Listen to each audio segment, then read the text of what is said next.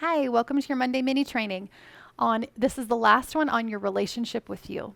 So we talked about your thoughts, recognizing your negative thinking and creating new beliefs about yourself. We talked about your commitment, how to set goals, to implement them in bite-sized pieces and to stick to them. And today we're going to talk about resilience. So this means knowing you can handle anything, having the tools to feel like you can handle anything that life throws at you, which right now might seem like there's no way. There's some things that I just couldn't handle. So I want you just to think about that for a minute. Just brainstorm for a minute. What are some things that I feel like I just couldn't handle? And what's the worst about them? What's the worst thing that could happen? Why do I feel like I couldn't handle that? Now, typically what's going to come up is a feeling. It would be terrible because I would feel grief. I would feel panic. I would feel fear. So write down what's the worst feeling you feel like would be possible to feel. Now, resilience is all about having the tools to feel like you can handle anything. And I'm going to give you one of the main tools that I teach my clients. Now, this is how to feel your feelings. Now, people talk about this, but they never actually tell you, how do you sit down and feel your feelings? What does that mean? So the process that I teach is called NOW, N-O-W.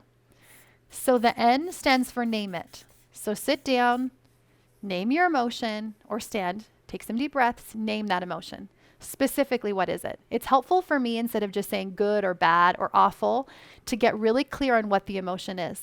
Not to be thinking all of the thoughts that are leading to that feeling, but just get clear about the actual feeling itself. Is it anger? Or if I sit and think about it, is it actually more hurt or betrayal?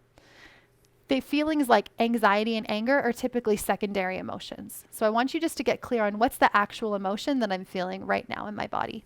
The O is open up to it. So I want you just to allow it. Allow that presence to be there. Don't avoid it.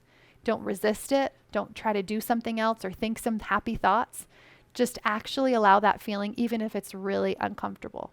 Open up to the feeling. W is watch it. I want you to describe it like you would if nobody had ever felt that feeling before and you were trying to explain it to them. Would it have a color? Is it kind of thick and sticky? What does it feel like inside your body? If you could describe it visually, how would you describe it?